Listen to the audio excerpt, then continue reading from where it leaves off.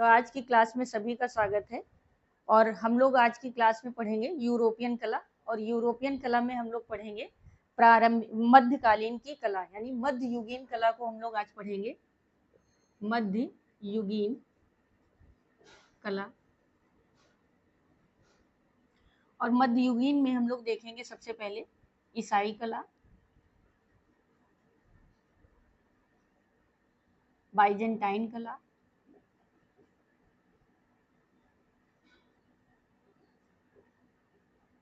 और रोमनक्स कला।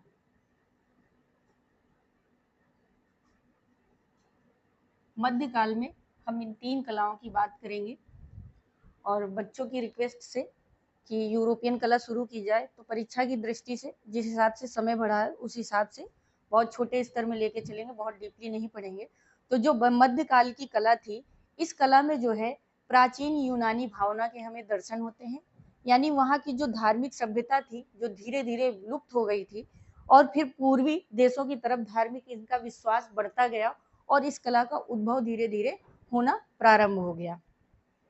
यहाँ जो प्रचलित धर्म थे, तीन धर्मों को लेकर यह कला जो है उद्भव हुई थी। ईसाई धर्म, आपका यहूदी और इस्लाम, ये तीन धर्म ऐसे थे जिनको लेकर यह कला उद्भव में आई। तो सबसे पहले हम लोग समझेंगे ईसाई कला को हम लोग पहले समझेंगे। तो ईसाई कला है, इसका जो है विकसित रूप हमें किधर देखने को मिलता है, यहाँ पर हमें ये जो है देखने को मिलती है। इसमें जो है मिस्र के प्राचीन धर्म का प्रभाव देखने को मिलता है। मिस्र के प्राचीन धर्म का, ठीक है, धर्म का प्रभाव देखने को मिलता है।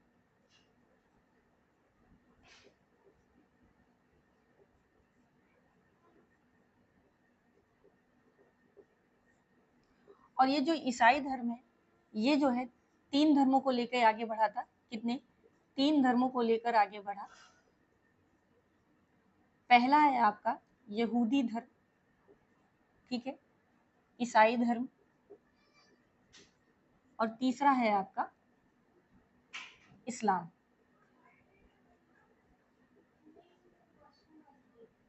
इस्लाम धर्म। तो ये जो तीन धर्म है, ये पहले जो है ईसाई धर्म जो उद्भव होता है, इन्हीं तीनों धर्मों को लेकर आगे बढ़ता है। और उसके बाद ईसाई कला का जो जन्म और विस्तार हमें देखने को मिलता है, इसका ईसाई कला का उद्भव जो हमें देखने को मिलता है, वो मिलता है 15वीं सदी के आसपास, है ना। कब? 15वीं सदी में इसका उद्भव देखने को हमें मिलता है, ठीक है। और ये अपने विस्तृत रूप को दिखाई दे, मतलब इस सदी में हम इसके विस्तृत रूप को देखते हैं। और इस ईसाई कला को, यानी ये जो ईसाई कला का युग है, इसे हम लोगों ने कितने भागों में बांटा? तीन भागों में बांटा। इसको हमने कितने भागों में बांटा? तीन भागों में बांटा, ठीक है। तो पहले इनको हम बांट लेते हैं कि ईसाई कला को कितने भागों में बांटा गया है। तो ईसाई कला को तीन भागों में चार भागों में बांटा गया है। चार भागों में बांटा गया, ठीक है, चार भागों में बांटा गया। पहले क्या था, फिर क्या था, ये देखते हैं और समय भी देखते हैं इनका, ठीक है। तो पहला जो इसका भाग था वो था आपका प्रारंभिक ईसाई काल। प्रारंभिक ईसाई काल। दूसरा आपका देखने को मिलता है, ये पहला है, और दूसरा इसका भाग है बाइजेंटाइन कला। बाइजेंटाइन कला। तीसरा हमें देखने को मिलता है बाइजेंटाइन के बाद रोमनस्क कला। रोमनस्क कला। और चौथा हमें मिलता है गोथिक कला। देखिए यहाँ पे लिख लीजिए, गोथिक रह गया है, गोथिक कला। यानी इन चार कलाओं को हम लोग मध्यकाल की कला में पढ़ेंगे, ठीक है। आपने ईसाई कला के बारे में पढ़ लिया है। आगे इससे सबसे ज्यादा क्वेश्चन जो बनते हैं वो आपके बनते हैं बाइजेंटाइन और रोमनक्स और गोथिक कला से बहुत क्वेश्चन पूछे जाते हैं। तो अब हम पहले समझेंगे प्रारंभिक ईसाई काल को, उसके बाद बाइजेंटाइन कला को पढ़ेंगे।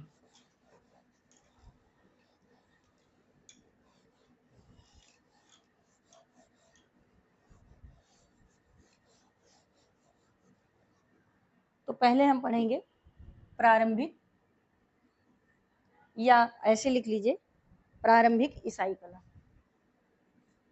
प्रारंभिक ईसाई कला, ठीक है। इसके बारे में हमने बताया कि ये 3 धर्मों को लेकर आगे बढ़ी थी, ठीक है। और ये किस क्षेत्र में थी, तो इस क्षेत्र का विकसित रूप हमें किधर देखने को मिलता है, पूर्वी क्षेत्र में विकसित हुई, ठीक है। किस क्षेत्र में, तो पूर्वी क्षेत्र में इसका विकसित रूप देखने को मिलता है। 3 धर्म थे, यहूदी, ईसाई और आपका इस्लाम, ठीक है। अब बात करते हैं जो यहूदी धर्म के संस्थापक थे, यहूदी धर्म के संस्थापक, तो यहूदी धर्म के जो संस्थापक थे उनका नाम था हजरत अब्राहिम, हजरत अब्राहिम। और इनका समय क्या था, इनका समय था 2000 ईसा पूर्व, ठीक है। पूर्व का समय माना जाता है, ठीक है। इनके बाद जो हुए, यानी इसी धर्म में इनके बाद जो यहूदी धर्म में थे, इनके बाद विकसित रूप जो हमें देखने को मिलता है, किसके शासनकाल में इसका विकसित रूप देखने को मिलता है, तो जो सबसे बड़ा इतिहास हमें मिलता है यहूदी इतिहास, तो किसके नाम से मिलता है, ऐसे कर लीजिए कि यहूदी का सबसे बड़ा इतिहास, यहूदी का सबसे बड़ा इतिहास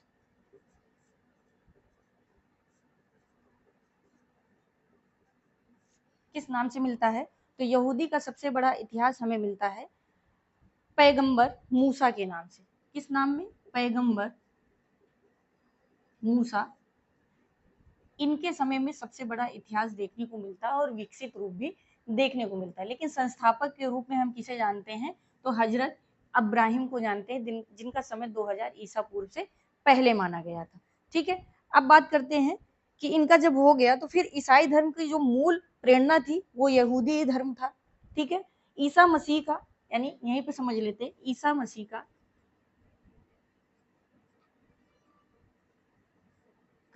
जन्म समय, तो जो ईसा मसीह का जन्म समय था वो क्या था, 4 ईसा पूर्व, 4 ईसा पूर्व जन्म माना गया इनका। और यही माना जाता है कि ईसाई धर्म इन्हीं से प्रेरणा लेके आगे रहा। और कहाँ पे इनका जन्म हुआ था, तो 4 ईसा पूर्व में Jerusalem, Jerusalem, Jerusalem, Bethlehem, Bethlehem, ठीक है, बेथलेम, बेथलेहम कर लीजिए इसको, बेथलेहम गांव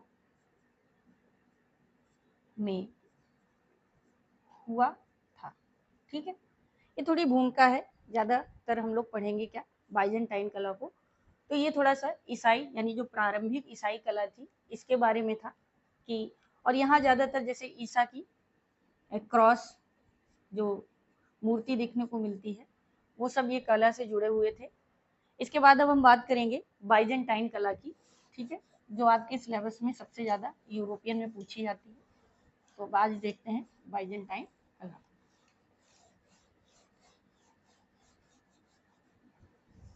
चलिए, बाइजेंटाइन कला,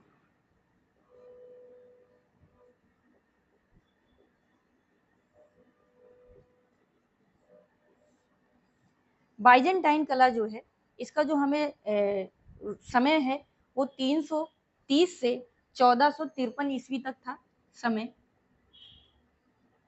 330 ईस्वी से, ठीक है, 1453 ईस्वी तक था, ये इसका समय माना गया, ठीक है। यानी ये इस समय अपने विकसित रूप में थी।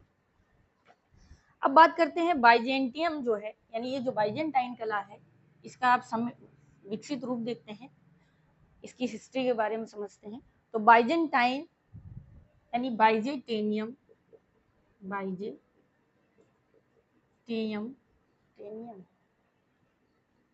बाइजेंटियम, ठीक है, प्राचीन यूनानी साम्राज्य, प्राचीन यूनानी साम्राज्य, ठीक है, प्राचीन यूनानी साम्राज्य की पूर्व राजधानी थी, पूर्व राजधानी थी, ठीक है, क्या थी? बाइजेंटियम प्राचीन यूनानी साम्राज्य की पूर्व राजधानी थी, और राजधानी के रूप में हम किसे जानते हैं? कांसेटेटाइन, कांसेटेटाइन, ठीक है, कांसेटेटाइन ना है, सॉरी, इसको माना समझिए, कांसेटेटाइन, ठीक है, 330 ईस्वी में, 330 ईस्वी में, ठीक है, कब? 330 ईस्वी में ये जो है कांस्टेंटिनोपल नाम से, ठीक है, किस नाम से? तो कांस्टेंटिनोपल नाम से,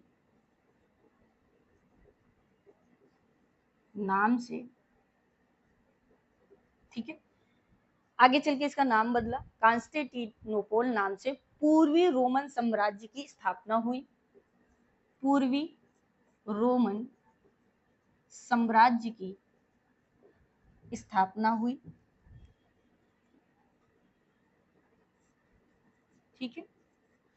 जब ये राज्य बन गया, इसके बाद जो है ये राजधानी बनाई गई, क्या बनी? राजधानी, ठीक है, कांस्टेंटिनोपलियन नाम से पूर्वी रोमन साम्राज्य को स्थापना हुई और इसे राजधानी बनाया गया, ठीक है। वर्तमान में अभी हम लोग इसको किस नाम से जानते हैं? तो वर्तमान में हम लोग इसको किस नाम से जानते हैं? तो टर्की या तुर्की देश, टर्की या तुर्की देश, ठीक है, तुर्की देश की जो है, तुर्की देश का इस्तांबुल नगर,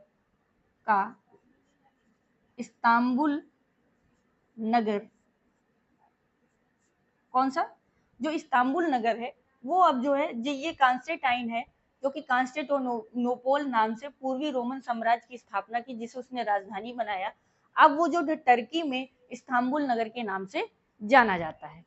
अब ये जब इस्तांबुल नगर की स्थापना हो गई, तो यहीं से बाइजेंटियम ईसाई धर्म कला का प्रमुख केंद्र बन गई। जब इसकी स्थापना हो गई तो ये क्या हुई? ये ही क्या हुई?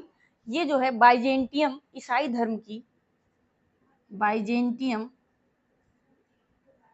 ईसाई धर्म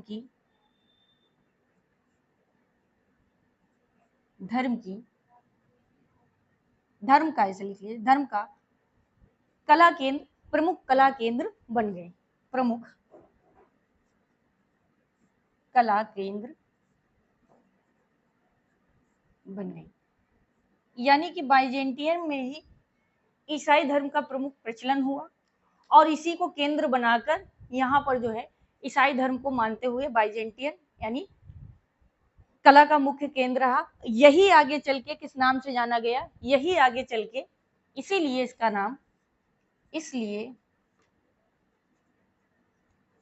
नाम आगे चल के क्या पड़ गया? बाइजेंटाइन कला। क्या नाम पड़ गया? बाइजेंटाइन कला के नाम से अब हम इसको जानने लगे। अब देखिए, ईसाई धर्म इसका मुख्य केंद्र रहा, इसी को जो है इन्होंने केंद्र मानकर आगे इसकी जो है रचना की, यानी इस कला का उद्भव हुआ। चलिए अब आगे बढ़ते हैं थोड़ा सा। ये इसकी थोड़ी सी भूमिका थी कि कहाँ से इसका स्थापना हुई और कैसे राजधानी बनी और बाइजेंटाइन कला का जन्म हुआ। अब बात करते हैं बाइजेंटाइन कला की मुख्य विशेष बातें क्या थी। तो बाइजेंटाइन कला नाम से ये प्रसिद्ध हुआ, फिर इस शैली का जन्म हो गया, यानी इस शैली का जन्म हुआ। ठीक है, नाम पड़ गया, जिसका समय 330 से क्या माना गया था, 1453 माना गया था। 1453 के मध्य माना गया। ठीक है, ये समय था इसका जब बाइजेंटाइन कला नाम पड़ गया। अब इसकी प्रमुख विशेषता की बात करते हैं, कला के क्षेत्र में प्रमुख विशेषता। इसकी प्रमुख विशेषता क्या थी, तो प्रमुख विशेषता की बात करते हैं तो बाइजेंटाइन कला मणिकुट्टम चित्रण शैली है। मणिकुट्टम चित्रण शैली है। पूछता है मणिकुट्टम का संबंध किससे रहा है, तो बाइजेंटाइन कला से, आंसर आप सही करेंगे। या बाइजेंटाइन कला का संबंध किस विधा से रहा है, तो मणिकुट्टम शैली से रहा है, जिसमें हमें उभरे हुए रूप के दर्शन होते हैं। यानी कैसा दर्शन होता है, उभरा हुआ रूप कला का दिखाई देता है। ठीक है, यहाँ पे जो चित्रणकार होता था। अब इसकी विधि की बात करते हैं, मणिकुट्टम की विधि, यानी यहाँ चित्रणकार कैसे होता था। तो जो चित्रणकाल कलाकार करते थे, वे सबसे पुराने उदाहरण जो हमें प्राप्त होते हैं, तो सबसे पुराने जो उदाहरण हमें प्राप्त होते हैं रोमन, ठीक है, रोमन शैली में प्रचलित है, यानी रोमन शैली में दिखते हैं, इसकी झलक हमें। अब विधि इसकी ऐसी थी कि पोम्पोई नगर के जो छोटे छोटे आले होते थे, यानी पोम्पोई नगर है रोमन में, पोम्पोई नगर, यहाँ पे जो आलों का निर्माण होता था, कैसे आलों का, छोटे छोटे आलों का, छोटे छोटे आलों के निर्माण में इस कला के दर्शन या इस कला का प्रयोग होता था। ठीक है, दर्शन होते हैं। आलों का मतलब आपने देखा होगा, पहले जो अलमारियां बनी होती थी उनमें जो ऐसे करके आले बनाए जाते थे, थोड़ा सा अच्छा बना दे, जो ऐसे करके आले बनाए जाते थे, उन्हीं आलों में जो डिजाइन की जाती थी मणिकुट्टम में, वो उसी के दर्शन हमें सबसे पहले पोम्पोई नगर में मिलते हैं। इसमें क्या करते थे कलाकार, तो रंगीन संगमरमर और कांच के रंगीन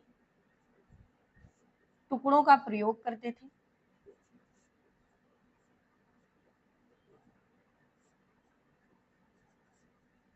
ठीक है, धरातल कैसा होता था, तो कास्ट फलक भी यूज करते थे, यानी कास्ट फलक का मतलब है लकड़ी, यानी लकड़ी के फलक का प्रयोग। उसमें क्या करते थे, तो उसमें मोम को पिघलाकर चित्रकारी या टुकड़ों को संयोजित करके चित्रण करते थे। यानी ये थी इसकी विधि कि चित्रण कैसे किया जाता था। तो काष्ठ फलक तल भी यूज करते थे और उसमें जो है रंगीन टुकड़ों को प्रयोग करके चित्रणकार करते थे। अब बात करते हैं आगे इसके, तो ये जो शैली है बाइजेंटाइन शैली या बाइजेंटाइन कला, इसके दर्शन सबसे ज्यादा हमें पूजा गृहों में देखने को मिलते हैं। इसके सबसे उच्च दर्शन, तो ये जो है कला धार्मिक तथ्यों पर आधारित थी, धार्मिक तथ्यों पर आधारित थी। ठीक है, धर्म इसका मूल आधार था जिसे लेकर यह कला आगे बढ़ी। और इस कला में ज्यादातर हमें दर्शन कहाँ मिलते हैं, तो प्रार्थना घरों में, जिन्हें हम लोग पूजा गृह भी बोलते हैं। ठीक है, ईसाई धर्म में जो चर्च वगैरह बनते हैं उन्हीं को प्रार्थना गृह कहते हैं, और वहीं पे इस कला के सबसे विकसित रूप को हमको दर्शन देखने को मिलते हैं। क्रॉस पर आधारित विन्यास ठीक है, उसका भी निर्माण इस शैली में देखने को मिलता है। और मोज़ेक का सबसे अधिक प्रयोग किया गया है। मोज़ेक का, वही पत्थरों के छोटे टुकड़े, मोज़ेक का अधिक प्रयोग हुआ है।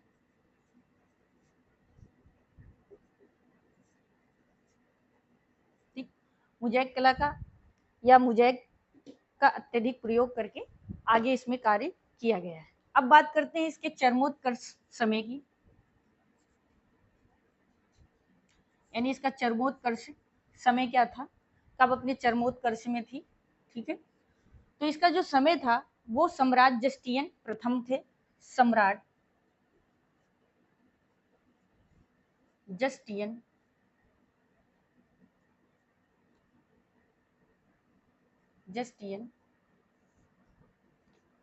के समय में देखने को मिलता है, और इनका समय था 1527 से 1565, सॉरी 500, कभी कभी बोल लिखो कुछ बोल जाओ कुछ, 527 से 565 ईस्वी तक इनका समय था। और इनके समय में बाइजेंटाइन कला जो थी अपने चरमोत्कर्ष में थी। तो किसके समय में, सम्राट जस्टियन के समय में बाइजेंटाइन कला जो है सबसे उत्कृष्ट समय में थी। अब इसके जो दर्शन हमें सबसे श्रेष्ठ मिलते हैं, तो इटली में निर्मित,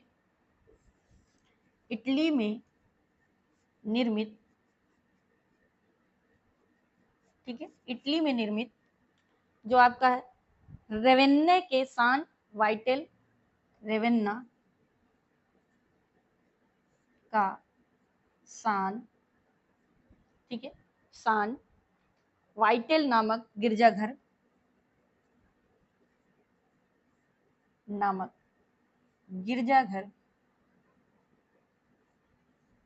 में मिलता है, देखने को मिलता है।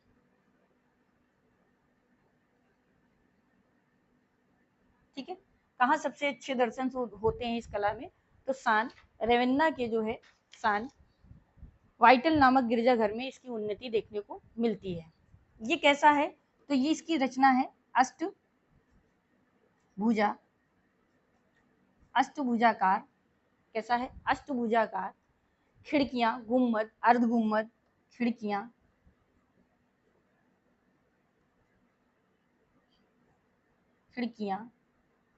अर्ध गुम्मद, ठीक है, गुम्मद आदि में देखने को मिलते हैं। इसके बाद यहाँ के रंग की बात करेंगे, थोड़ा सा साफ करेंगे।